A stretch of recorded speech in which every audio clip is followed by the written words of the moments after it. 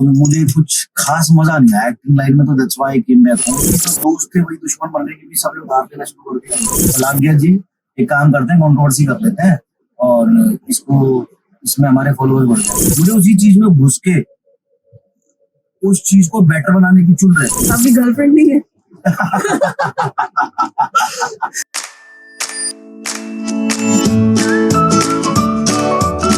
हाँ जी गाइस, तो welcome. This is my second episode of Baatshala. तो आज हमारे साथ एक ऐसी पर्सनालिटी है जिनके बारे में बताने की कोई जरूरत नहीं है। ये एक बहुत फेमस फिटनेस इन्फ्लुएंसर है, साथ में ये एंटरप्रेन्योर भी है। उसके साथ साथ ये इनको हम एक्टर भी बोल सकते हैं बिकॉज इन्होंने एक्टिंग में भी थोड़ा टाइम अपना हाथ आजमाया था, तो हम इनको एक्टर भी बोल सकते हैं। तो मेरे साथ हैं मिस्टर राजवीर सिसोदिया जी।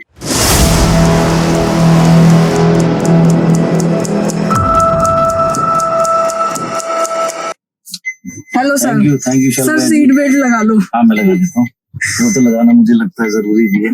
जी पहली बार मैंने हाँ जी अपनी जिंदगी किसी लड़की के हाथ में नहीं सर, उससे बेफिक्र रहो, मैं बहुत अच्छी ड्राइविंग करती हूँ। चलो वो देखते हैं अभी। जी तो thank you so much for inviting me on your show, और what should I call it? It's Baatshala. या और नाम अच्छा रखा आपने आपके यूट्यूब चैनल का। जी बातशाला थोड़ा डिफरेंट है क्योंकि मेरा नाम भी बहुत यूनिक है। आपका नाम शलाग्या है या शालगया है? क्या मेरा नाम शलाग्या है। शलाग्या, और शलाग्या का मीनिंग होता है पीसफुल। ओके। तो मेरे नाम का जो मीनिंग है वो है पीसफुल। नाइस। और सबसे पहले सॉरी बोलना चाहूंगी क्योंकि इतना टाइम आपका मैंने आज वेस्ट कर दिया। थोड़ी सी दिक्कत हो गई थी, बैक कैमरा बहुत बड़ी प्रॉब्लम हो गई थी, तो अभी हमने डिसाइड किया हम गाड़ी में शूट कर रहे हैं। तो ये सडन प्लान था, बट जो होता है अच्छे के लिए होता है। होपफुली पॉजिटिव वे में लेते हैं इसको।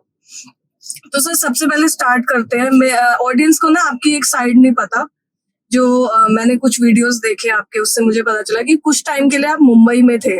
आपके एक्टिंग वगैरह के जो भी ऑडिशंस वगैरह थे उसको लेके, तो उसका एक्सपीरियंस क्या था कि क्यों आपने क्विट कर दिया, वो उसके बारे में थोड़ा सा बताइए। था कि 2015-16 में मैं मुंबई रहा हूँ। मैंने काफी सारे टीवी शोज किए हैं, टीवी सीरियल्स, जैसे सावधान इंडिया, क्राइम पेट्रोल, 2-3 एपिसोड मैंने भाग्य लक्ष्मी के भी किए। तो वहां क्या होता है कि आप जो काम आज करते हो ना, सपोज करो आप टीवी पे आज दिख रहे हो या आपने शूट आज किया, जैसे हम शूट कर रहे हैं ना, तो राइट, वैसे तो ये हम भाईचारे में कर रहे हैं शूट। अगर आपको मैं शूट पे बुलाऊं, पूरे दिन आपसे काम करवाऊं और आपका जब काम खत्म हो जाए, मैं तुरंत आपको अपनी पेमेंट पकड़ाऊंगा कि भाई आपने अच्छा शूट किया, ये पकड़ो आपके पैसे और आप अपने घर जाओ। तो दैट इज वेरी सेटिस्फैक्टरी कि हाँ हमने काम किया, हमें हमारा पैसा मिलेगा।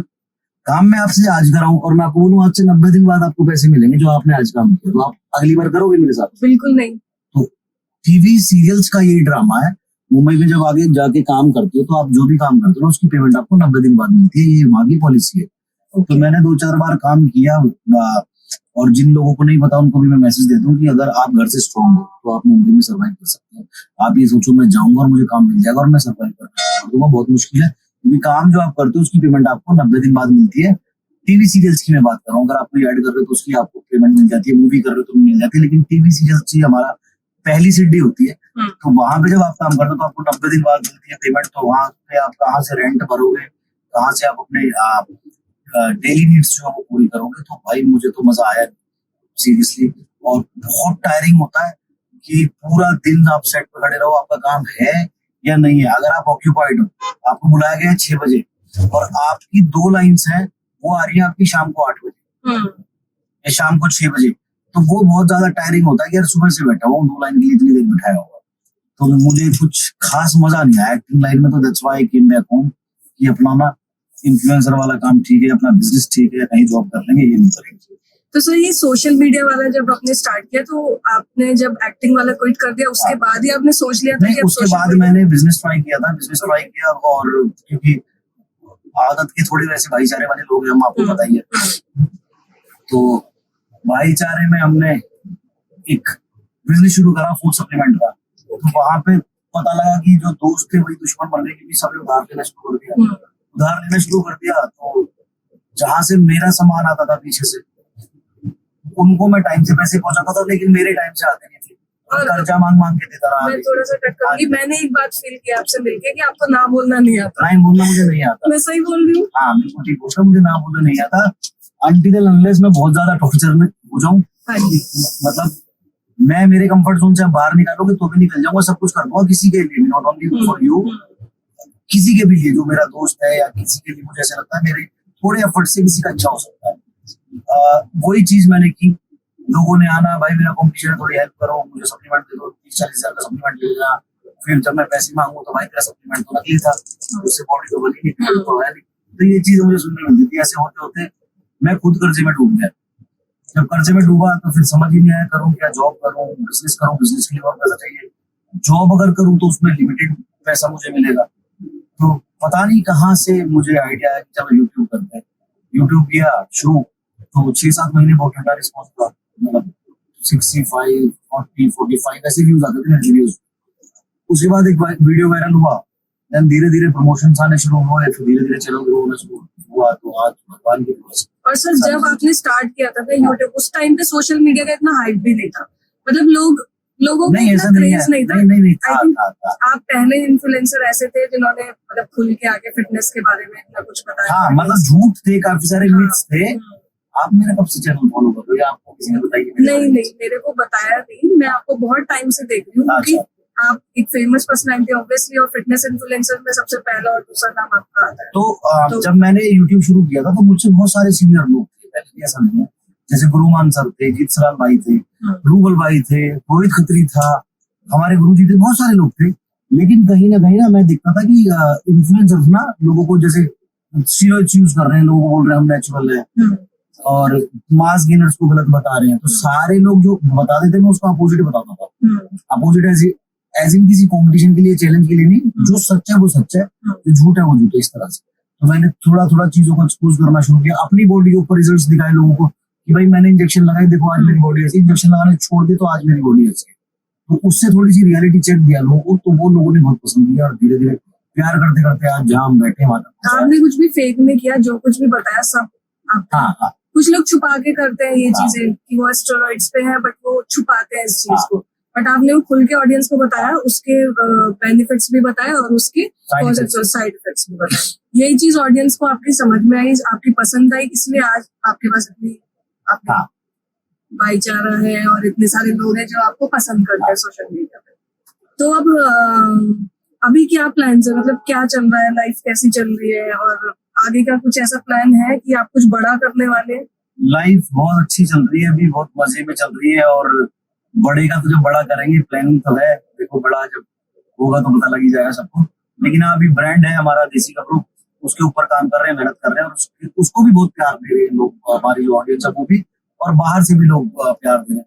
तो पहला, और मतलब मुझे ना जहां मैं चोट खाता हूँ ना, मुझे उसी चीज में घुस के उस चीज को बेटर बनाने की चुल रहती है शुरू से। तो मैंने एक बार बिजनेस में चोट खाई, तो मुझे लगा कि जहां मैंने चोट खाई ना वही मुझे शुरू करना है। दोबारा से मैं बिजनेस में घुसा।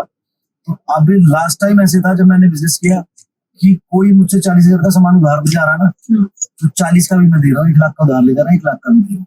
तो अभी मेरे अंदर वो कट्टरपना आ गया, प्योर बिजनेस माइंडेड मैन जो होता है। आज मेरे से कोई 300 रुपए का फेस वॉश उधार भी ले सकता है। जिस चीज से चोट खाई ना उसको बेटर बनाने में मैं काम कर रहा हूँ। अब आप सीख चुके हो, एक्सपीरियंस इतना हो चुका है आपको कि ना कहना बेटर है बिजनेस में। राइट, क्योंकि बिजनेस भाईचारे से नहीं चलता, उसमें आपको ना बोलना ही पड़ेगा। हाँ। और लोग फिर उसका गलत फायदा भी उठाते हैं। yes. अभी जो आपका ब्रांड है देसी कपड़े, वो भी काफी अच्छा चल रहा है, मतलब इंटरनेट पे सेंसेशन बना हुआ है। तो उसके बारे में थोड़ा सा बता दीजिए, उसमें क्या क्या प्रोडक्ट्स हैं। लाइक देसी कपड़ों में जैसे मैं शुरू से ना, मुझे अपना ग्रूमिंग का ध्यान रखना बहुत अच्छा लगता है, मतलब कॉलेज टाइम से। मेरे बालों से खुशबू आनी चाहिए, मेरे बाल प्रॉपर सेट होने चाहिए, मेरी बियर्ड प्रॉपर सेट होनी चाहिए। अब बियर्ड कितनी बार क्या होता है ना, हम छींक मार रहे हैं, तो लड़कों को पता नहीं होता ये चीजें, तो वो जो सिलाई हुआ होता है वो हमारी बियर्ड पे होता है, और उससे कहीं ना कहीं बहुत गंदी स्मेल आती है। या फिर आप पूरा दिन घूम रहे हो तो उससे मिट्टी, धूल, पसीना भी जो हमारा आता है स्कैल्प में, 2 स्कैल्प होते हैं, एक तो हमारे सर की स्किन होती है, एक हमारे फेस की स्किन होती है, जब बाल आती है। तो उस स्कैल्प में जब पसीना आके वो पसीना सूखता है तो कहीं ना कहीं बाल बहुत ड्राई हो जाते हैं और बदबू आती है उससे। तो लोग दाढ़ी तो रख लेते हैं फैशन में, लेकिन उनको मेंटेन नहीं करते हैं। तो मैंने उस चीज के लिए एक तो बियर्ड शाइनर बनाया, बहुत उसके ऊपर साइंटिफिक नॉलेज लगा के सारी चीजें स्टडी करके कि आप जब बियर्ड शाइनर अपनी बियर्ड में लगाओगे तो शाइन बहुत अच्छी करेगी। दूसरा, फ्रेग्रेंस बहुत अच्छी उसमें आएगी। एक मैंने फेस वॉश बनाया उन लोगों के लिए जिनके फेस पे पिंपल्स है। एक मैंने हेयर वैक्स बनाया है जिससे कि मैं खुद भी हेयर वैक्स यूज करता हूँ, बहुत टाइम से करते आ रहा हूँ। तो मैंने ये देखा कि जब भी हम हेयर वैक्स यूज करते हैं हमारे बाल बहुत टूटते हैं लड़कों। तो मैंने कुछ ऐसे इंग्रेडिएंट का फॉर्मुलेशन बना के कि बाल भी सेट हो जाए और साइड इफेक्ट नहीं हो। ऐसा हेयर वैक्स बनाया है, हेयर सीरम बनाया है और फेस सीरम बनाया है और बियर्ड ग्रोथ ऑयल बनाया है जिन लोगों को बियर्ड चाहिए और उनकी आती नहीं है। क्योंकि आप जैसी लड़कियां कुछ लोगों को बोल देती है तेरी दाढ़ी तो है, तेरी दाढ़ी नहीं है। आजकल लड़कियों का ना वो माइंडसेट भी हो गया कि बियर्ड वाला बंदा चाहिए। तो उसके लिए बियर्ड ग्रोथ ऑयल बनाया। अभी नेक्स्ट मंथ हम लॉन्च करने वाले 4 से 5 परफ्यूम जो कि इंटरनेशनल परफ्यूम्स को मैच करेंगे, फ्रेग्रेंस को मैच करेंगे और उनका लेवल मैच करेंगे। और कुछ एक अंडर आर्म रोल ऑन, क्या होता है ना, कुछ भाई हमारे वो बहुत जरूरी है सब लड़कों के लिए। गर्ल्स भी गलतियां करती है कि अंडर आर्म से ना परफ्यूम लगाते हैं तो परफ्यूम के अंदर अल्कोहल होता है, वो हमारी स्किन को जलाता है और हमारे अंडर आर्म्स को काला करना शुरू कर देता है। तो वो ना लगा के अगर आप अंडर आर्म रोल ऑन लगाओगे तो उससे तो आपकी स्किन काली नहीं होगी। दूसरा वो स्टिकी होता है, तो पूरे दिन हमारे अंडर आर्म्स में ना एक जेल टाइप का हल्का सा लोशन होता है, लॉन्ग लास्टिंग होता है, उससे खुशबू आती है, स्मेल नहीं आती। एक वो है और मतलब है कई सारी चीजें, कई सारे प्रोडक्ट्स हैं। और दूसरा गर्ल्स के लिए भी कुछ प्रोडक्ट्स लॉन्च करने का प्लान है, क्योंकि हमने शुरू में गलती कर दी कि हमने उसको मेल ब्रांड बना दिया, नाम उसका देसी गबरू रख दिया। तो अभी सारे प्रोडक्ट आ रहे हैं वो बॉयज के लिए आ रहे हैं। बट हाँ, हमारे जो कुछ प्रोडक्ट्स हैं वो गर्ल्स भी यूज कर सकती है। जैसे कि अभी नेक्स्ट मंथ हम लॉन्च कर रहे हैं शैम्पू प्लस कंडीशनर, उसी के अंदर शैम्पू भी उसी के अंदर कंडीशनर, तो वो गर्ल्स यूज कर सकती है। हमारा जो फेस वॉश है वो गर्ल्स यूज कर रही है ऑलरेडी। और हमारा जो हेयर सीरम है वो भी गर्ल्स यूज कर रही है। मैं किट दे के जाऊंगा भाई को भी, तो उसमें से कुछ प्रोडक्ट आप यूज करके मुझे उसका फीडबैक दीजिए। तो मैं भी यूज कर सकती हूँ फेस वॉश वगैरह? फेस वॉश, हेयर सीरम आप यूज कर सकते हैं। नेक्स्ट मंथ जो हमारा शैम्पू लॉन्च होगा शैम्पू प्लस कंडीशनर होगा। होता क्या है ना कि ये तो कहने की बात है, ये लड़कियों का, ये लड़कों का, सबके अंदर वही जाके। मैं तो सिर्फ लगा लेती हूँ, फेस वॉश भी यूज कर लेती हूँ, सेट वेट का जेल भी लगाती हूँ, कभी बाल खड़े हो जाते हैं तो सच में मैं तो सब यूज कर लेती हूँ। सच में, झूठ नहीं बोल रही, सच बता रही हूँ। अच्छा जी, हाँ मैं कर लेती हूँ। मेरे पर्स में आपको सेट वेट का जेल जरूर पाएगा। तो जेल का क्या करते हो? मेरे छोटे छोटे बेबी हेयर होते हैं ना, वो ऐसे खड़े हो जाते हैं। अच्छा, तो उस पे लगाने के लिए, ऐसे सेट करने के लिए। फिर तो आप हमारा देसी गबरू का लगाइएगा, बिल्कुल सेट वेट को बाय करो, वो यूज करके देखूंगी अब। तो सर अभी जैसे मीडिया में, पूरे सोशल मीडिया पे जो इतनी बड़ी कंट्रोवर्सी चल रही थी आपकी, रजत दलाल की, और उसमें काफी सारे लोग इन्वॉल्व थे। पहले उसमें आपका नाम नहीं था, बट बाद में आपका नाम एकदम से आ गया और आपका इन्वॉल्वमेंट एकदम से हो गया। तो उसके पीछे मतलब कैसे बाद में कैसे आया मेरा नाम? नहीं, स्टार्टिंग में जब वो कंट्रोवर्सी चालू हुई थी तो आई थिंक वो किसी और की थी। वो कंट्रोवर्सी अलग थी, हमारी अलग थी। वो तो एल्विश की थी, एल्विश की और मैक्सटन। हाँ, पहले एल्विश और मैक्सटन की थी, उसके बाद वो फिर रजत ने खत्म कराई। उसके बाद रजत की और हमारी हुई कुछ मिसअंडरस्टैंडिंग की वजह से। मतलब मैं कुछ मैसेज दे रहा था लोगों को और रजत को लगा मैं उसके लिए बोल रहा हूँ। नेक्स्ट मॉर्निंग जब मुझे लोगों ने भेजना शुरू करा तो उसकी स्टोरी कुछ मतलब जैसे गाली वाली दे ही देता है वो, तो गाली वाली दे के कुछ लिख के उसने दी हुई थी। तो मैंने कहा ये तो गलत हो गया, गाली क्यों दे रहा था? मतलब नंबर है इसके पास, मेरा भाई है, मेरा दोस्त है, मेरी पहले भी इससे बात हुई है, 1-2 कंट्रोवर्सी इसकी पहले हुई है, तो मैं लाइव भी गया हूँ उसके साथ। मैंने कहा मुझे कॉल कर लेना चाहिए था, अगर इसको कुछ भी ऐसा लग रहा तो गाली क्यों दे रहा? तो वो फिर बात बढ़ते बढ़ते बहुत ज्यादा बढ़ गई और फिर खत्म होते होते खत्म नहीं हुई। और सही ऑडियंस को लग रहा है कि सब स्क्रिप्टेड था, प्री प्लान था, आप लोगों ने ऐसा किया इसलिए क्योंकि अगर मैं आपके साथ स्क्रिप्ट करूं, मैं बोलूं कि शलाघ्या जी एक काम करते हैं, कंट्रोवर्सी कर लेते हैं और इसमें हमारे फॉलोअर्स बढ़ जाएंगे, तो आप पुलिस का इन्वॉल्वमेंट चाहोगे? आप अपने आप को अरेस्ट करा लोगे? नहीं जी, बिल्कुल नहीं। रजत को बाकायदा झज्जर पुलिस ने उठाया, थाने में बंद रखा 9-10 घंटे, उसके बाद उसको वार्निंग दी गई, उसके बाद फिर उसको ये भी बोला कि भाई जल्दी जल्दी इसको खत्म करो। तो कोई भी ना पुलिस थोड़ी इन्वॉल्व करेगा अगर फेक कंट्रोवर्सी कर रहा है, स्क्रिप्टेड कर रहा है तो। सही बात। या कोई इतनी गालियां थोड़ी खाएगा। अगर आप और हम को फेक कंट्रोवर्सी कर रहे हैं तो आप मुझे बोलोगे यार फोन करने की, यार तू तो फलाने बात पे जा रहा है, ये सब मत करो। नहीं, गाली तो नहीं। आप माँ की बहन की गाली मत दो या ये मत करो। तो ये लगने वालों को ऐसा लग रहा है, लेकिन ये कंट्रोवर्सी किस लेवल पे चली गई थी और भाई कसम से टाइम से खत्म हुई, बहुत अच्छा हुआ। अदरवाइज इसलिए तो कुछ दूसरा एंगल बन गया था, जाट वर्सेस राजपूत। तो आपके ऊपर से इसका कुछ मेंटल प्रेशर ऐसा? ना कुछ नहीं। ऐसे तो बहुत हुई है, ये तो पहली बार इंटरनेट पे हुई है, अदरवाइज मैं तो बचपन से कंट्रोवर्सी। वैसे भी आप एक स्ट्रॉन्ग पर्सनैलिटी हो, तो छोटी मोटी कंट्रोवर्सी का आई डोंट थिंक सो आप पे कुछ असर पड़ा होगा। मतलब जैसी मैंने लाइफ में कंट्रोवर्सीज देखी हैं, जैसे टाइम देखे हैं, उसके हिसाब से तो ये हाथी के सामने चींटी थी, कुछ इतनी बड़ी बात नहीं थी। बट हाँ, समाज के लिए गंदी थी कि भाई 2 मार्शल कौम है हमारे समाज में। जैसे आर्मी में भी हमारी एक राजपूत रेजिमेंट है, एक जाट रेजिमेंट है, जो कि हमारे देश की भाई रक्षा कर रहे हैं, और वही कौम देश के अंदर लड़ाइयां कर रही है आपस में, वो बहुत गलत चीज हो जाती है। तो फिर हमने डिसीजन ये लिया कि इसको जल्दी जल्दी खत्म करो।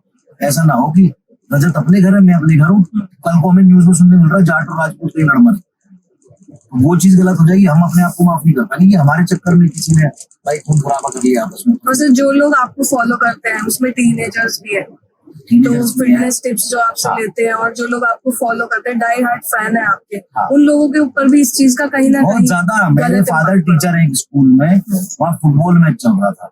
अब उस फुटबॉल मैच चलते चलते एकदम से मुंह से बजने लगे वहाँ आपस में दोनों टीम में। तो पता लगा एक टीम रजत के फेवर में थी, एक राजवीर के फेवर में। तो उन्होंने कुछ बोला होगा, वो भाई रजत के डाई हार्ड फैन जो थे वो राजवीर वाली टीम से लड़ रहे हैं, राजवीर के जो डाई हार्ड फैन थे वो रजत वाली टीम से लड़ रहे। तो इस चक्कर में दोनों टीम लड़ मरी। तो पीटीआई का फोन आया कि आपके बेटे के चक्कर में कुछ बच्चे। मेरे फादर ने मुझे बोला भाई ये क्या बेवकूफी कर रखी है, इसको खत्म करो। तो फिर वो हमने फिर डिसीजन ये लिया कि यार इसको खत्म करते हैं, हम समाज में गंदी है। ऑडियंस फिर उसी पे चलते हैं क्योंकि आपको फॉलो करते हैं काफी सारे। हाँ। उसमें टीनेजर्स भी हैं, बच्चे हैं बहुत सारे, तो आपके डाई हार्ड फैन है, तो उस चीज का गलत इम्पैक्ट पड़ता है। तो मतलब एक पर्सनल क्वेश्चन मुझे छोटा सा, आपकी गर्लफ्रेंड नहीं है? सॉरी, मतलब अगर आप कंफर्टेबल हो तो बताना, अदरवाइज कोई नहीं। गर्लफ्रेंड मैं ऐसे समझता हूँ कि अगर हम किसी के साथ रिलेशनशिप में, तो गर्लफ्रेंड शब्द बहुत छोटा शब्द होता है। राइट। अगर हम ये मेरी गर्लफ्रेंड है, तो what do you mean by girlfriend? Girlfriend तो हर वो लड़की जो दोस्त है वो गर्ल है, और वो गर्लफ्रेंड है। राइट। तो गर्लफ्रेंड तो बहुत छोटा शब्द है कि किसी के साथ अगर हम रिलेशनशिप में किसी को हम प्यार करते हैं, कोई हमें प्यार करता है, तो उसके लिए गर्लफ्रेंड बहुत छोटा शब्द है। और वो मोर देन फैमिली है, जैसे माँ है, जैसे बाप है, जैसे भाई है, वो फिर उस लेवल पर इंसान है। आपकी लाइफ का एक मतलब ऐसा हाँ है। ओके, वो तो है, लेकिन अभी नाराजगी चल रही है। अच्छा। हाँ, लोगों को ऐसे लगता है कि भाई कुछ ब्रेकअप हो गया, ऐसा नहीं है। मैं ऐसा मानता हूँ कि अगर आप किसी को प्यार करते हैं, कोई आपको प्यार करता है, तो आपको पूरा हक है। वो कहाँ जाएगा, सब नाराज होके वापस आपके पास। हाँ, नाराज होने का, हाँ, प्यार यही है। आपको भी नाराज होने का हक है, सामने वाले को भी नाराज होने का हक है। आपको अपना टाइम लेने का पूरा हक है कि आपकी नाराजगी खत्म नहीं हो रही है तो आप नाराज रहो। लेकिन ये रिलेशन खत्म करना, ब्रेकअप होना, ये भी मेरी नजर में बहुत छोटे शब्द है कि ब्रेकअप हो गया या एक दूसरे का काट दिया, ऐसे नहीं होता। कि मुझे बहुत दिनों से सवाल ऐसे आ रहे हैं कि कुछ लोगों ने कुछ नोटिस किया होगा, तो वो ऐसे बोलते हैं तो भाई ये ब्रेकअप श्रेकअप कुछ नहीं है, मेरी थोड़ी सी नाराजगी, जस्ट एक छोटा सा ब्रेक होगा। रिलेशनशिप में चाहिए होता है, हर किसी में होता है, हर किसी में चाहिए होता है, हर किसी रिलेशनशिप में चाहिए होता है। कभी कभी नाराजगी थोड़ी ज्यादा हो जाती है, कभी कभी थोड़ी कम होती है। कम वाली 4-6 दिन में निपट जाती है, ज्यादा वाली थोड़ी लंबी चल जाती है, तक चली जाती है, साल तक। बट और भी इंसान जिससे प्यार करता है घूम के आता तो उसी के पास आता, उसी के पास। सही बात है। और मुझे ऐसा लगता है यार ब्रेकअप तो बहुत छोटे शब्द है। क्या होता है कि यार दो लोग एक दूसरे को बहुत प्यार करते हैं, इनर सोल से प्यार करते हैं, और फिर एकदम जो ब्रेकअप हो गया, क्या मतलब बहुत इतना इजी है ना कहना ब्रेकअप। ब्रेकअप तो होता ही नहीं। दो लोगों ने अगर इतना लंबा टाइम दिया है, एक दूसरे को बहुत ज्यादा प्यार करते हैं, तो उसमें ब्रेकअप जैसी कोई चीज होती नहीं। वो तो फिर एक बार दिल से दिल का कनेक्शन बन जाता है ना, तो वो फिर टूटता नहीं है जिंदगी भर भी। तो शादी वादी के कोई प्लान है? शादी का भी प्लान नहीं है। एटलीस्ट 2 से 3 साल तो अभी मैं नहीं करने वाला हूँ शादी। और उसके बाद क्योंकि मुझे ऐसे लगता है कि भाई मैं किसी बाप की बेटी को, कहते ना भाई, हर बेटी अपने बाप की प्रिंसेस होती है। तो जब आप उसको क्वीन बना के रख सको तो आप शादी करो, अदरवाइज तब तक आप शादी मत करो। अगर आपको ऐसे लगता है कि आप अभी तक अपने पैरों को उस लेवल पर खड़े नहीं हो, तो भाई ऐसा मत सोचो कि अगर मैंने बहुत सारे लोगों को ना डिप्रेशन में देखा कि शादी की चुन तो उन्हें हो जाती है कि यार बंदी छोड़ के ना निकल जाए, शादी कर लेंगे लेकिन जेब में कुछ नहीं है। अब वो प्यार भी ना, कहते ना भूखे पेट प्यार भी नहीं होता। प्यार भी नहीं होता, राइट। जब आप अपनी बेसिक नीड्स नहीं पूरी कर सकते, आप एक बीइंग अ मैन, आप लड़की की कमाई तो नहीं खा सकते ना, है ना। कहना बहुत अच्छा लगता है हम दोनों बराबर हैं, कभी वो कमाती है कभी मैं कमाता हूँ, मेरे पास तो नहीं खा सकते, मुझे ऐसे लगता है कि भाई मैं तो नहीं खा सकता। तो एक जो बहुत बड़ी रिस्पॉन्सिबिलिटी होती है ना लड़की हाँ। की, उसको जब आप मतलब संभालने के लिए तैयार हो संभालने के लिए जाते हो, तैयार। एक तरीके से आपका माइंड पूरा प्रिपेयर हो जाता है कि भाई हाँ मैं भाई मैं ऐसा नहीं मानता कि मेरा जो भी पार्टनर होगा लाइफ में आगे वो काम ना करे, उसको काम करना है करे, उसको कमाना है कमाए, जितना मर्जी उड़ाए, बट मैं मेंटली और फिजिकली और फिनेंशियली इतना केपेबल होना चाहता हूँ कि मैं उसका अपनी तरफ से पूरा ध्यान रख सकूं कि उसको जब भी कोई नजर उसकी घूमे किसी भी चीज पे तो मैं ले जाके एक सेकंड में देखूं। तो जब तक मैं उस लेवल पर अपने आप को सेटल नहीं मानूं मैं तो शादी नहीं करने वाला। अभी तक जितना मैंने आपसे बात किया, आपकी पर्सनैलिटी को समझा, बहुत ही मतलब होते हैं ना कि इमोशनल, सेंसिटिव और स्ट्रॉन्ग पर्सनैलिटी, मतलब जिसने हर तरीके का टाइम फेस किया हुआ है।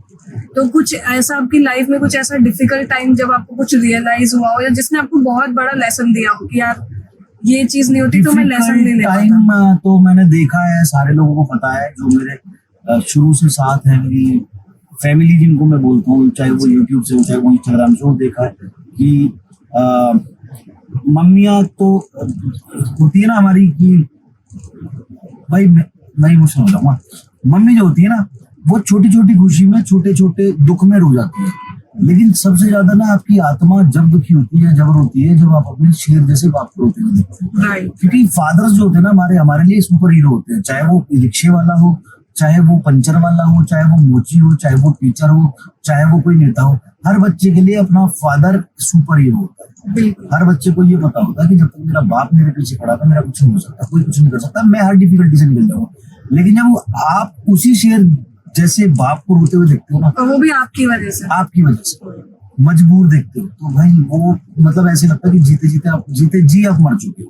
तो मैंने ऐसा टाइम भी देखा है, when I was in jail my father used to cry every day on phone कि यार मैं क्या करूं, मुझे समझ में नहीं आ रहा, क्योंकि जुडिशियरी सिस्टम ऐसा है ना, कानून ऐसा है कि उसके आगे किसी की नहीं चलती। वो जो प्रोसीजर है, अब सपोज करो हमें किसी भी चीज की जरूरत है, हमारे फादर अपने आप को बेच के अपने आप को काट के हर चीज पूरी कर सकते हैं कि तेरे लिए मैं नहीं करती, लेकिन जब बंदा जेल में है बिना किसी रीजन के, इतना बड़ा उसके ऊपर टैग लगा दिया समाज ने कि भाई तो आपका बेटा रेपिस्ट है, आपके बेटे पे ये केस लगा, एक तो वो दुख कि इतने अच्छे संस्कार, और जो एक ब्लेम होता है, मैं वही कह रहा हूँ ना कि पूरी जिंदगी बच्चे को इतने अच्छे संस्कार दिए, इतनी अच्छी पढ़ाई लिखाई करवाई, पैरों पे खड़ा किया, आज उसके ऊपर सबसे पहले तो ये इल्जाम लगा।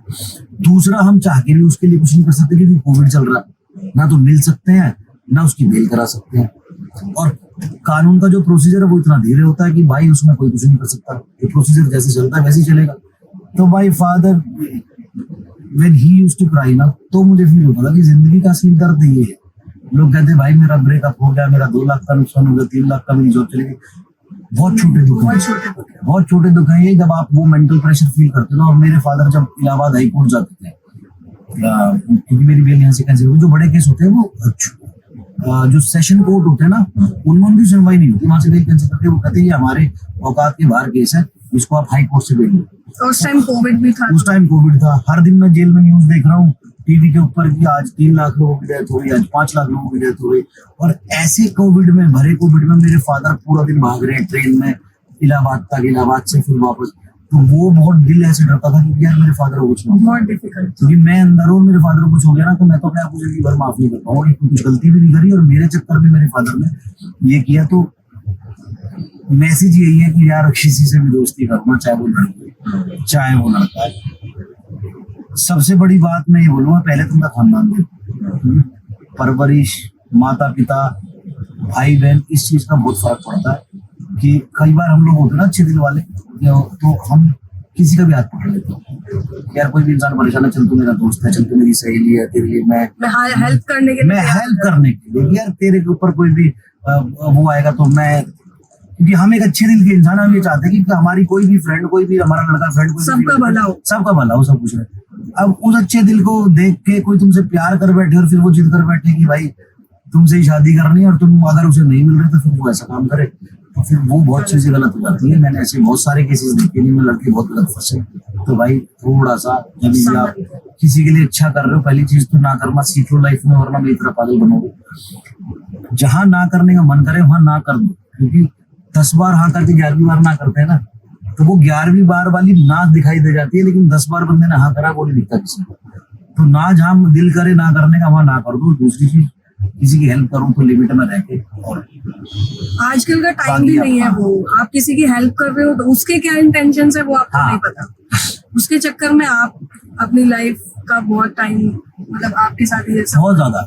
और उस टाइम से अगर अभी का टाइम तो पापा प्राउड फील करते हैं आपके ऊपर। और वो मतलब वो कमबैक हुआ, बाउंस बैक हुआ कि एक्सपेक्टेशन लोगों को जो वेटर्स थे उनको खुशी मिली कि अब तो चला गया, अब कभी वापस नहीं आएगा।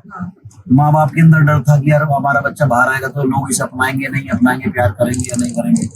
तो बाहर आए, बाउंस बैक किया, कमबैक किया, मेहनत करी, दोबारा से वहीं जहां से गिरे थे उससे 4 गुना ऊपर खड़े हो गए। तो आज माँ बाप ये भी सर हर कोई नहीं कर सकता। मतलब आपकी पर्सनैलिटी इतनी स्ट्रांग है कि आप उस टाइम से आके भी मतलब आज यहाँ पर इस स्टेज पे खड़े हैं। हाँ, कभी सिंपैथी नहीं मांगी बाहर निकल के कि मैं किसी के सामने रोया हूँ, मेरे साथ गलत हुआ है। लोग करते ना मेरे साथ गलत हुआ है, मुझे सपोर्ट करो।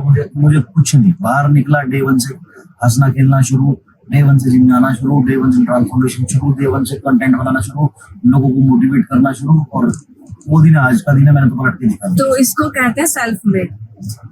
और बहुत ही स्ट्रॉन्ग पर्सनालिटी है राजवीर जी। अभी कोई रियलिटी शो में आने का कुछ प्लान है? रियलिटी शो कोई बड़ा रियलिटी शो? तो रियलिटी शो का ऐसा हो गया, अभी 3-4 दिन पहले मैं तहलका भाई ने तहलका भाई को तो जानते होगे, जो बिग बॉस में थे लास्ट सीजन में। तो उन्होंने बोल दिया राजवीर भाई नेक्स्ट बिग बॉस में आ रहे हैं, चाहे वो ओटीटी में आए चाहे वो मेन कलर्स वाले में आए, मेरी जुबान है। अब लोगों ने वो पकड़ के ना रोज मुझे अटैक करे, भाई बिग बॉस में दोबारा बिग बॉस। आपको जाना चाहिए, पता है आपकी पर्सनैलिटी ऐसी है कि आपको जाना चाहिए। और ऑफर मतलब आ चुका है कि नहीं आया तो आ ही जाएगा? नहीं, आ जाना चाहिए वैसे। बट अगर कुछ कॉन्फिडेंशियल है तो आप मत बताइए। नहीं, कुछ आ जाएगा, आना होगा तो। बाकी अगर मौका मिलेगा तो जरूर जाएंगे। क्या घूर रहा भाई? पहचान तो नहीं आई आपको कभी फोटो वोटो लेने के चक्कर में? हाँ जी, ठीक हो, थैंक यू। ये होता है सर, मतलब आप रोड पे जा रहे हैं, ये आपकी गाड़ी है, चलते हुए बंदे ने पहचान लिया और वो बोल तो रहा हूँ ये आपकी गाड़ी है, इसलिए अभी लोग मिले नहीं। अगर मैं अपनी गाड़ी में आप कर रहे होते ना तो आप ये पॉडकास्ट कर ही नहीं पाते। कितनी बार ऐसे होता है कि मेरी कोर्ट में डेट है और मैं बहुत जल्दी में भाग रहा हूँ। एक दिन उधर से मुझे डांट पड़ रही है, मेरे लॉयर मुझे डांट रहे, जल्दी आओ जल्दी आओ जल्दी आओ, कोर्ट में डेट थी। अच्छा, बेल्ट इसे तो प्यार कहते हैं, मतलब ये प्यार कमाया है आपने। लेकिन ये प्यार कभी कभी दुखी भी करता है। कहते हैं ना, बहुत ज्यादा प्यार भी दुखदाई होता है।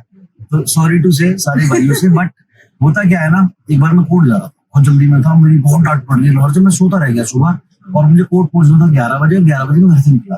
तो अब आप सोचो मैं कितनी जल्दी में आऊंगा। लॉयर वेट कर रहे हैं, जज वेट कर रहे हैं, अब मैं गाड़ी भगा रहा हूँ कि एक बाइक इधर एक बाइक इधर, भाई गाड़ी साइड में लगाना, फोटो लेनी।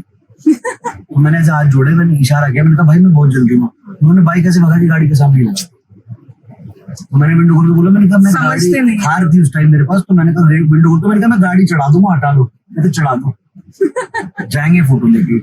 फिर मैं उतरा, मैंने कहा भाई मैं जल्दी मारे, भाई इतनी देर बहाने मारो, गले मार डाले, तब तक फोटो दे दो ना। तो वहाँ कभी कभी इरिटेशन होती है, लोग समझते नहीं है। बट हाँ ठीक है, वो प्यार है, उनका तरीका है, उनका प्यार है उनका। किसी का ब्रेकअप हुआ है या कोई ऐसे मेंटल स्टेट पे चला गया है कि उसको लग रहा है यार यहाँ तो आके सब कुछ खत्म हो गया, मेरा ब्रेकअप हो गया, वो कुछ ऑडियंस को बोलना चाहोगे कैसे हैंडल करे उस सिचुएशन को, कैसे डील करे उस ब्रेकअप का? मुझे ऐसे लगता है, जहाँ तक मैं लड़कों को जानता हूँ, लड़कियों को भी मैं जानता हूँ, लड़की की बात में आएंगे, पहले मैं लड़कों को बता दूँ।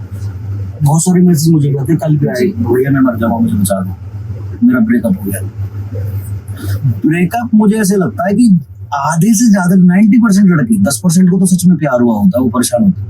90% लड़के ब्रेकअप के बाद इसलिए दुखी हैं क्योंकि उनको ऐसा लगता है कि इसके जैसी दूसरी नहीं।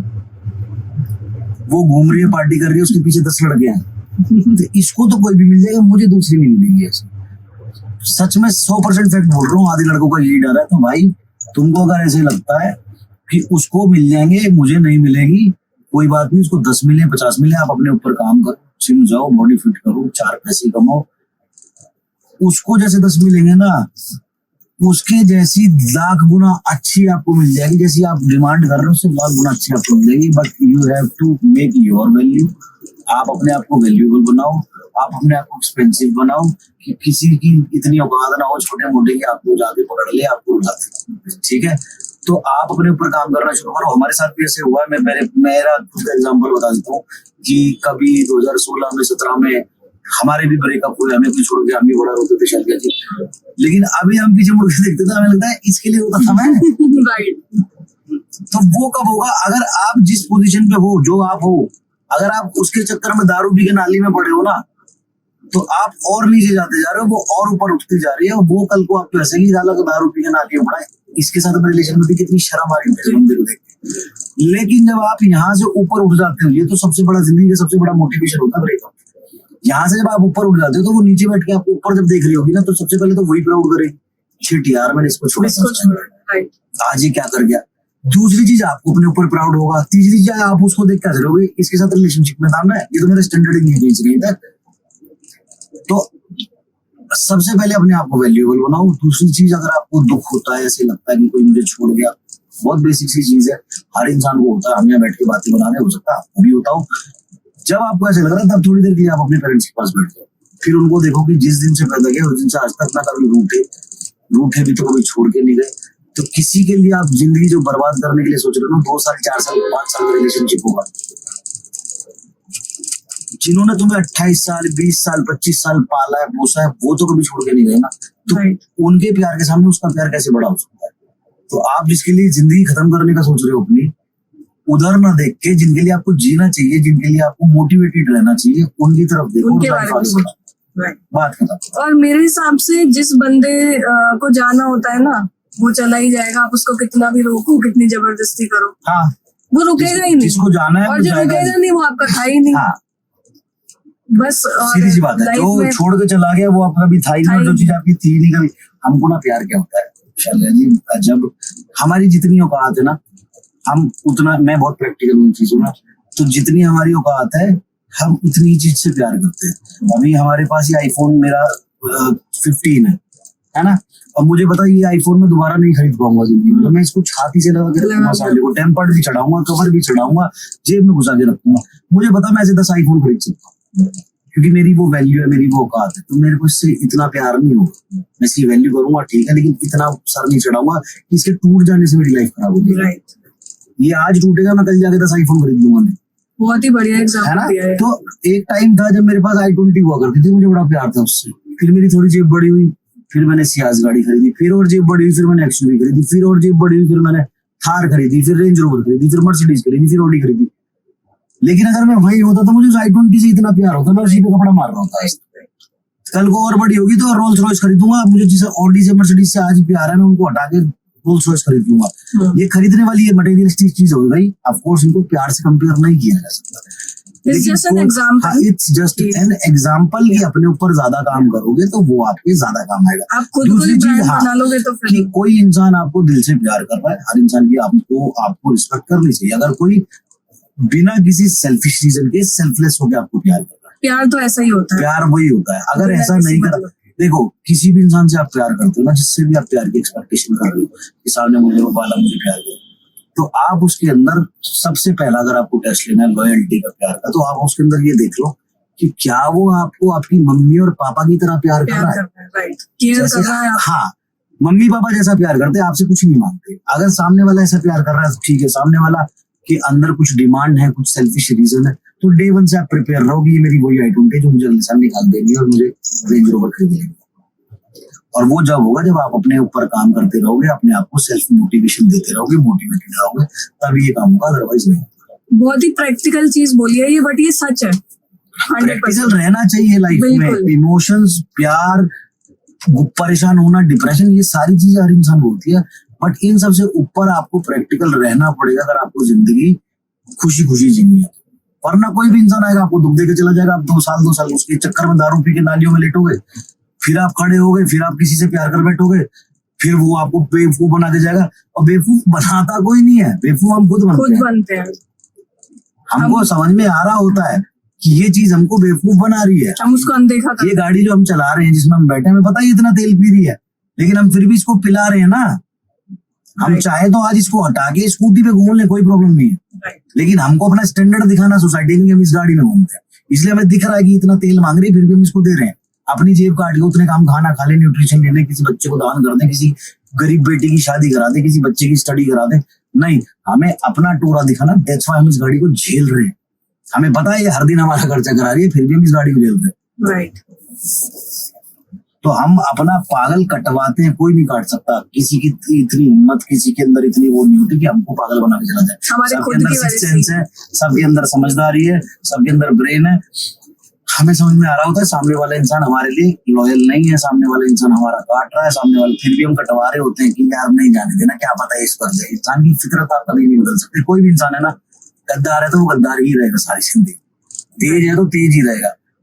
अगर मैं ये सोचूं कि यार इस इंसान को मैं इतना प्यार करूंगा कि जो ये तेज है ना, जो ये सेल्फिश है, ये ठीक हो जाएगा मेरा प्यार देख के, नहीं हो सकता। वो सोचेगा सही चुनके मुझे मिल रहा है, इसको काटती रहे या काटता रहे, उसके इंटेंशंस नहीं बदलेंगे। नहीं बदलेंगे। वो फितरत है ना, वो फितरत है, अंदर से होती है फितरत। सांप को कितना भी वो कर लो, वो डसना नहीं छोड़ सकता। कुत्ते को कितना भी वो कर लो, काटना नहीं छोड़ सकता। शेर को कितना भी आप पाल लो, खाना नहीं छोड़ सकता।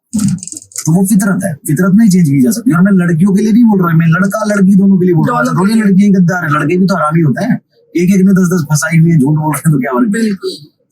तो ये रिलेशनशिप ठीक है अपनी जगह। कोई आपको प्यार कर रहा है, इज्जत दे रहा है, आपको ऐसा लग रहा है कि इसके आने से आपकी लाइफ में वैल्यूज ऐड हुई है, आपको मोटिवेट करता है आपके काम के लिए। आपको लग रहा है इसके आने से मेरी जिंदगी डब्बा बन चुकी है, सुबह फोन करना ड्यूटी है, शाम फोन करना ड्यूटी है, बात करना ड्यूटी है। भाई दूर रहो ऐसे रिलेशनशिप। अगर आप बंदे हो, हाँ। बोल के बोल नहीं पा हाँ। रहे हो, कुछ कर नहीं पा रहे हो, तो फिर हाँ, आगे जाके रोने से अच्छा भी रो लो 2-4 दिन। बेकार है सब कुछ। अच्छा, कुछ लोग जिन्होंने नई अभी जिम जाना चालू किया है और उनको मोटिवेशन नहीं मिल पा रहा, वो सोच रहे हैं कि 1-2 महीने में मेरी बॉडी बन जाए, मैं फिट हो जाऊं, मेरा जो बैली फैट है वो एकदम से कम हो जाए। तो उनके लिए आप कुछ मोटिवेशनल बोलना देखो, चाहोगे? जिम जाना कोई ड्यूटी नहीं है। राइट। अगर आप इस करके जा रहे हो कि मेरा हल्का सा जो बैली फैट है ना, ये खत्म कर लूंगा जिम जाके, फिर जिम छोड़ दूंगा, तो ये ड्यूटी नहीं है। ये तो आप, जैसे आपके माँ बाप ने आपको पैदा करके जिंदगी भर पाला ना, आपको इसको ऐसे पालना पड़ेगा जिंदगी भर। आपके माँ बाप भी सोचते हैं 10th पैदा तो कर दिया है, 10th करा के छोड़ देंगे, तो वो ड्यूटी थी। लेकिन उन्होंने आज तक आपको पाला है, जब तक सांस लेंगे आखिरी तब तक आपको पालेंगे, तब तक आपका ध्यान रखेंगे। तो जिम जाना भी वैसे ही है। ऐसे नहीं कि मैं तो हल्के सा बेली फैट कम हो जाए फिर तब तक जिम जा रहा हूँ। बेली फैट कम होगा, 1 महीने जिम जाना बंद करोगे, फिर बेली फैट आ जाएगा। तो इसको आपको लाइफस्टाइल बनाना पड़ेगा, अपनी औलाद की तरह आपको पालना पड़ेगा कि पूरी जिंदगी मैं 1 घंटा जिम जाऊंगा। किसी हारी में, बीमारी में, या किसी फंक्शन में मजबूरी हो जाती है, किसी सेलिब्रेशन का दिन है, वो दिन छूट जाता तो कोई बात नहीं। अदरवाइज इसको आपको सालों साल फॉलो करना पड़ेगा, आपको लाइफस्टाइल बनाना पड़ेगा। चाहे आपको मसल गेन करना है, चाहे फैट लॉस करना है, चाहे आपको बेली फैट कम करना है, चाहे आपको बॉडी बनानी है। जब आप इस फील्ड में घुस जाओगे ना, धीरे धीरे 2 महीने, 4 महीने, 6 महीने, 8 महीने, आपको समझ में आना शुरू हो जाएगा कि आप क्या चाहते हो अपनी बॉडी से। आप इसको स्टेज पे दिखाना चाहते हो, आप इसको एज अ मॉडल यूज करना चाहते हो, आप इसको as a social media influencer use करना चाहते हो, या आप इसको सिर्फ फिट रखना चाहते हो। तो वो आपको समझ में आ जाएगा और आपके गोल्स उसी हिसाब से बन जाएंगे। अच्छे ट्रेनर हायर करो, सर्टिफाइड ट्रेनर हायर करो। और कभी ये मत सोचो 2 महीने 4 महीने बॉडी बनती, नहीं बनती। किसी को अगर आप देखते हो, अगर आप राजवीर सिसोदिया का ट्रांसफॉर्मेशन देखते हो, 22 से 3 महीने में बॉडी बनाती, जेल से निकला इतना मोटा हो गए, 4-5 महीने में बॉडी बना दी। तो वो 4-5 महीने में बॉडी नहीं बनी, वो 15 साल से जो राजवीर सिसोदिया वर्कआउट कर रहा है ना, उसने अंदर जो मसल्स बनाई हुई है वो सिर्फ निखर के आई, वो निखर के बाहर आई है। जैसे एक तालाब है, साफ पानी है, उसके अंदर मछलियां हैं, बारिश हो जाए, गंदा पानी उसमें गिर जाए तो वो मछलियां दिखना बंद हो जाएंगी। लेकिन इसका मतलब ये नहीं कि पानी के अंदर मछलियां नहीं है। बिल्कुल। तो हमने जो गंदा टाइम देखा, वो जो हमारा फैट बढ़ा, वो गंदा पानी था, बारिश वाला। और जो मसल्स है वो हमारी मछलियां, दिखना ही नहीं, इसका मतलब ये नहीं अंदर है नहीं। हमने गंदा पानी हटाया, मसल्स बाहर आ गए, और वो मसल्स बनी कैसे? 15 साल वर्कआउट कर। तो आपके भी जो मसल्स हैं वो 4 महीने 3 महीने में नहीं बनने वाले, सालों साल आपको मेहनत करनी पड़ेगी, तब एक लेवल पे जाके आपको मसल डेवलप होंगे और वो खराब नहीं होंगे, और फिर उसको आप फटाफट बना देगा। सर, जैसे मैं 4 साल से वर्कआउट कर रही हूँ, आपको कुछ लगता है मेरी बॉडी में देख के कि हाँ ये बंदी वर्कआउट? सॉरी टू से, मैंने आपकी तरफ देखा ही नहीं, आपकी बॉडी की तरफ देखा ही नहीं, क्योंकि मेरे भाई से आप जुड़े हुए हो, तो मुझे ऐसे लगता है कि जैसे नहीं, मैं ऐसे नॉर्मल पूछ रही हूँ कि नहीं, मतलब मैंने जैसे- देखा ही नहीं, मैं अब घर जाके रील देखूंगा आपकी, फिर मैं आपको फीडबैक दूंगा आपका। ठीक है। मैं बहुत साफ नीयत से लड़कियों को देखता हूँ, पहली चीज तो। जी, वो तो मेरी आपकी आंखों से नजरें नहीं हटी, जितनी मैंने आपसे बात करी वो आपकी आंखों में आके डाली बात बिल्कुल, करी है। ये तो सच बात और है। जैसे कहते ना, राम जी की जो वाइफ थी सीता माता हमारी, जी लक्ष्मण ने कभी उनके पैरों की उंगलियों के अलावा कुछ देखा ही नहीं। जी उनको ये भी नहीं पता सीता माता दिखती कैसी, पता है आपको ये बात? जी, मुझे पता उनकी है। नजरें हमेशा नीचे रहती थी, सिर्फ उन्होंने पैर देखे थे सीता माता। तो वैसे ही मैंने सिर्फ आपका चेहरा और आपकी आंखें देखी है, अदरवाइज मैं, आप बॉडी के लिए पूछ रहे, मैं मेरी नजर ही नहीं पड़ी। तो मैं मुझे घर थोड़ी सी जाके, फिटनेस टिप्स दे दो जिससे मतलब थोड़ा सा ट्रांसफॉर्म हो। अभी भी आप देखो, जितनी देर से, कम 1 घंटे से हम बात कर रहे हैं, मैंने आपकी तरफ देखा नहीं है, बस ये सामने देखा। हाँ, नहीं देखा आपने। Look how decent I am. Yes you are. तो आपसे मिलके एक चीज तो मतलब मुझे पता चली कि आप जो सोशल मीडिया पे दिखते हैं ना, जैसे उससे बहुत ही डिफरेंट पर्सनालिटी यार? मतलब बहुत रियल हो आप। नहीं तो और- मैं, आपने देखा नहीं है, आपको जितनी चीजें सवाल दिए गए हैं, मुझे लगता है किसी ने लिख के दिए नहीं, या फिर लिख के नहीं लोगों ने दिया, आपको मैंने ऐसा खुद बताया लिखा। मेरे बारे में। अदरवाइज मैं जैसा सोशल मीडिया पे हूँ वैसा ही वैसे ही। Real life. That's why people love me. Yes, आप बहुत रियल हो। हाँ। और बहुत ही मजा आया आपसे बात करके। आई थिंक बातें तो हमारी कभी खत्म नहीं होने वाली। लेकिन- जब मेरा चैनल थोड़ा सा बड़ा हो जाएगा ना, फिर हाँ। दोबारा आओगे आप मुझसे बिल्कुल मिलने, आऊंगा। पक्का। देखो, जब चैनल छोटा है, शुरुआत जब आ गया, इसके लिए जब तो मैं बड़ा, बहुत बहुत थैंक्स बोलना चाहूंगी जब आपको। बड़ा हो जाएगा तो यार, क्यों नहीं आऊंगा। थैंक यू सो मच आने के लिए और इतना सपोर्ट करने के लिए। Thank you. और बहुत ही मजा आया आपसे बात जितने करके। भी भाई या बहनें हमारी देख रहे हैं, कि तो कोई अगर डेडिकेशन के साथ शुरुआत करता है, अच्छा काम करता है और बिना किसी गंदी नीयत के करता है, तो हमारा भी कहीं ना कहीं फर्ज होता है कि हम उनको मोटिवेट करें अच्छा काम करने के लिए। तो मेरा फर्ज था इनको मोटिवेशन थोड़ा सा मिले, दैट्स व्हाई आई केम। तो मैंने इनके साथ शूट करा, और मैं इस तरह से सपोर्ट कर सकता था तो मैंने इस तरह से करा। आप किस तरह से सपोर्ट करेंगे? सब्सक्राइब बटन पे क्लिक करके, वीडियो को लाइक करके, इसके नीचे अच्छा सा कमेंट करके, तो आप ये कीजिएगा। इनकी मेहनत ये कर रहे हैं, मेरा काम मैंने किया, अब बचता है आपका काम। तो आप भी थोड़ा सा सपोर्ट कीजिएगा ताकि मोटिवेशन मिले, और भी चेहरे इनके चैनल पे आपको देखने मिले, हमारे साथ सारे सोशल मीडिया इन्फ्लुएंसर्स आपको देखने मिले। अच्छा चैनल ग्रो हो, अच्छा लाइफ में काम करें।